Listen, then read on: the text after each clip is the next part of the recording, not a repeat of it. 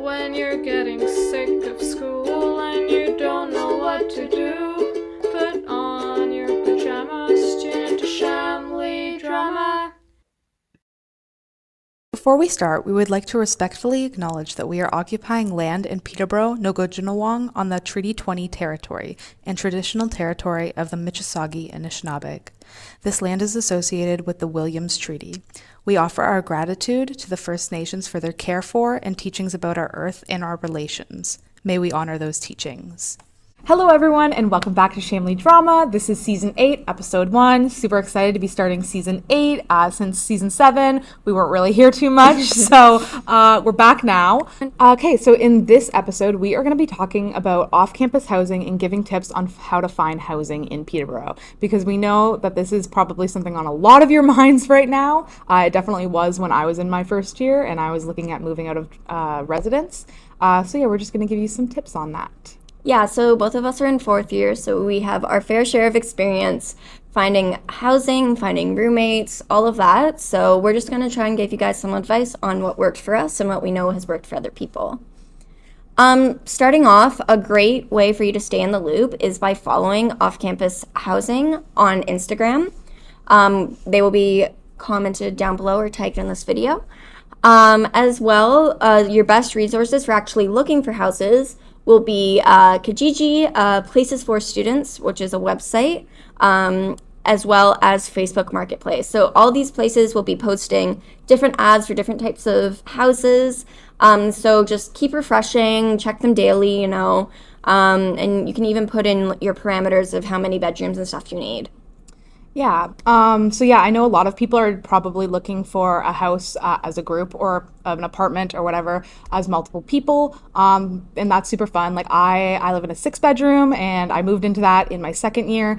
So I've lived with 5 roommates for about 3 years now. So it's really interesting. But I just wanted to let anyone know that if you don't have a group of people that you want to live with, that's totally okay. You can also just find like not a 1-bedroom, but 1 bedroom within a house, or looking into apartments as well. But yeah, just so you know, it's totally common to move into a house with a bunch of people that you don't know. Yeah. A lot of my friends have done it, and actually they've become really good friends with their new roommates. So it can be a really cool experience as well. Yeah, and Places for Students actually has a roommate finder portal, so you can go through that to find people to look for a house with. But like Chloe said, there's a lot of people that are maybe looking to fill a room in their house after somebody moved out, or like say they have a 4-bedroom, but there's only 3 of them that want to sign the lease, they'll need 1 more person. So just definitely keep an eye out for those 1-bedrooms or looking for roommate ads as well. Mm-hmm. Something I learned in my first house that I lived in Peterborough is the difference between a room and a den. So a lot of people actually don't know this, but landlords like to try to advertise a den as a bedroom. However, it's illegal to actually call it a bedroom, and this is because dens don't actually have any windows. So having it as a bedroom actually goes against fire safety laws. So just look out for that when you are renting, because it is a way that landlords try to increase the rent price by saying that, it can technically, fit 4 people, even though there's only 3 legal bedrooms. And I know maybe you might be thinking, I don't need windows. I learned that the hard way. You do need windows. They're very important for your mental health. Don't be like me. Really think it through before you do that. Vitamin D is important. Yeah. Serotonin. Yeah. I was also really sad because I couldn't have any plants in my room. And I, again, didn't think it through. So just make sure, you're being aware of everything. Yeah, I know landlords from personal experience, definitely. They're a little bit tricky sometimes. Sometimes they try to get away with things that maybe they really shouldn't. So if you're ever having some issues with a landlord, please go to Trent's off-campus housing department. Nicole Sullivan is the head of it, so you could probably talk to her or one of her coworkers. And yeah, they have tons of resources of how to talk to your landlord, what your landlords can and can't do, how to report them, and like all that kind of stuff. So definitely, if you are having issues with a landlord, please contact them, because landlords will try to get away with things they're not supposed to. That being said, I know the Peterborough Fire Department is also helpful in making landlords do things that they don't want to do. For example, I had an electrical problem in my house, which was a huge fire issue. My landlord didn't really want to fix it, so the fire chief gave me his number and told me to call him if he didn't do it, because the fire department actually has the ability to impose consequences on landlords who don't follow rules. So definitely think about using those resources, because they are really helpful. As well, landlords that have been landlords for a long time might not know the new updated rules and might be following old guidelines. So sometimes it is helpful to just, if you find your landlord's refusing to do something, just remind them that it's in your contract, or it's the Ontario rules. So some of the examples of things that landlords might try to get away with include owning pets. So legally in Ontario, you can't actually tell tenants that they are not allowed to have pets. Landlords can prefer if you don't, but they can't legally kick you out if you have a pet. So if that is something that happens, like Chloe said, I would bring it up to off-campus housing.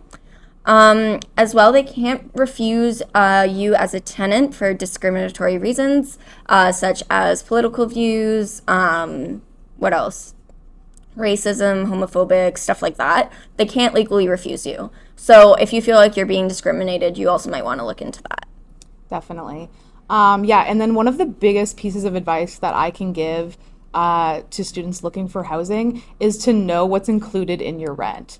So personally, I think it's easiest if most things are included, just because then you don't have to think about that. It's just you pay one bill, it's all done.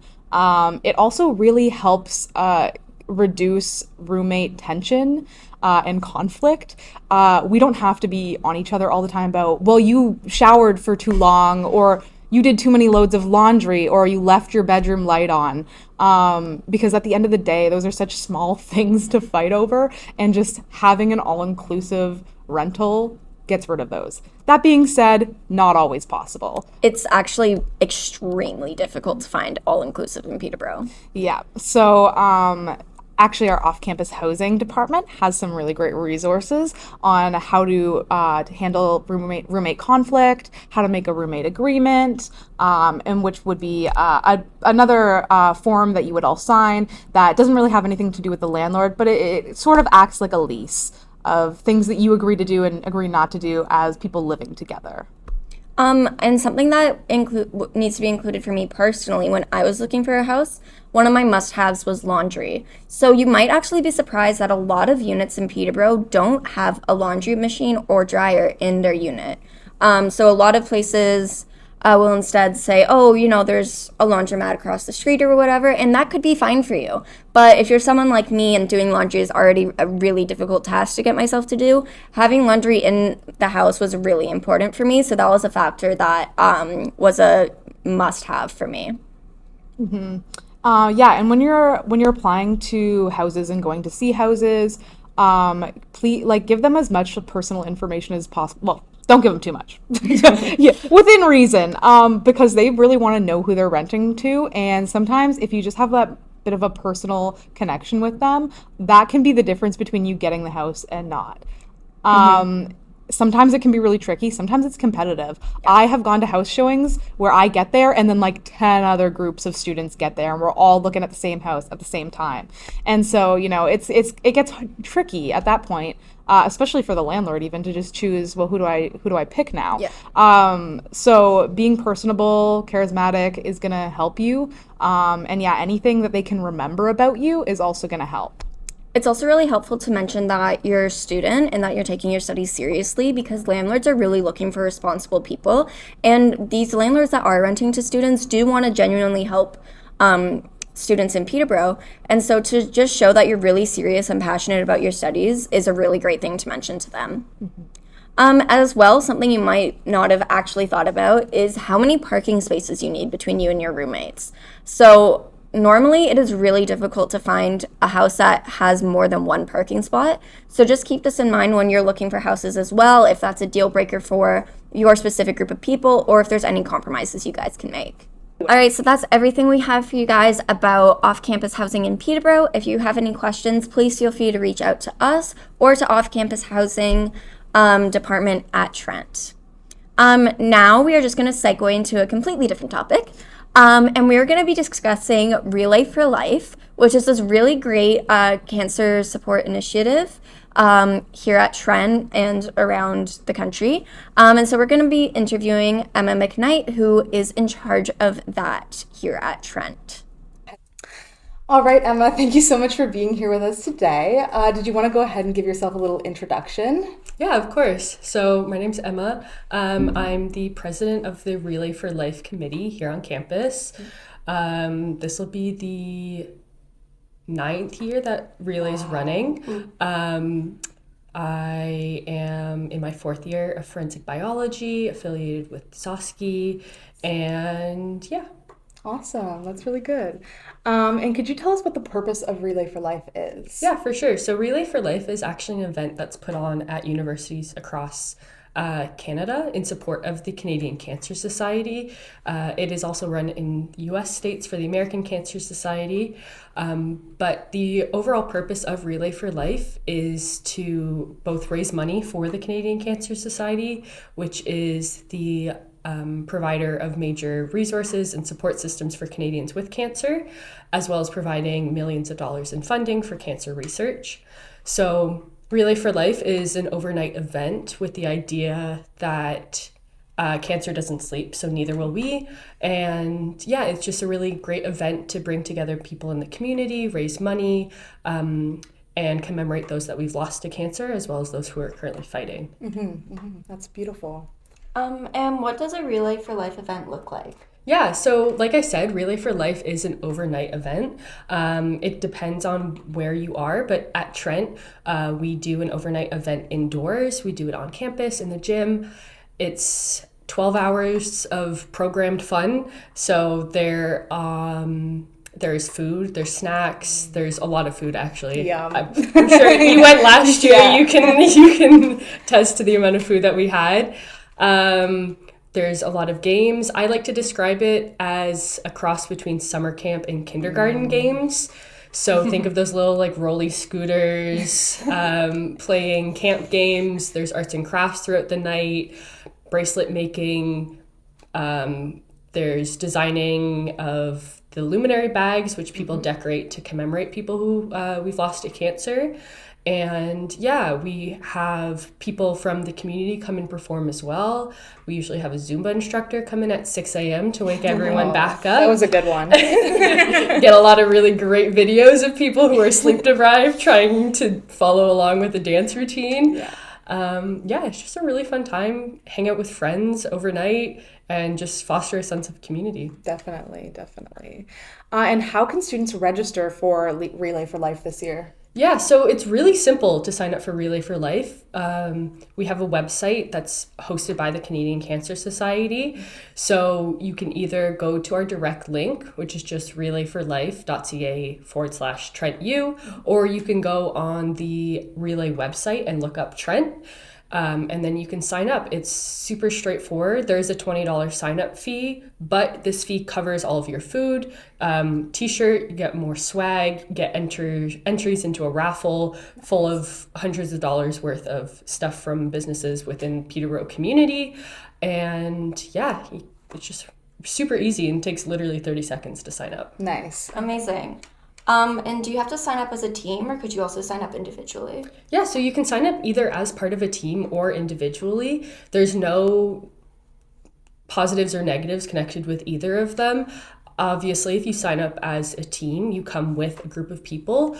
But if you sign up as an individual and you don't know anyone coming, you're going to make a lot of friends at the event. Stuck together for 12 hours, you're going to meet new people.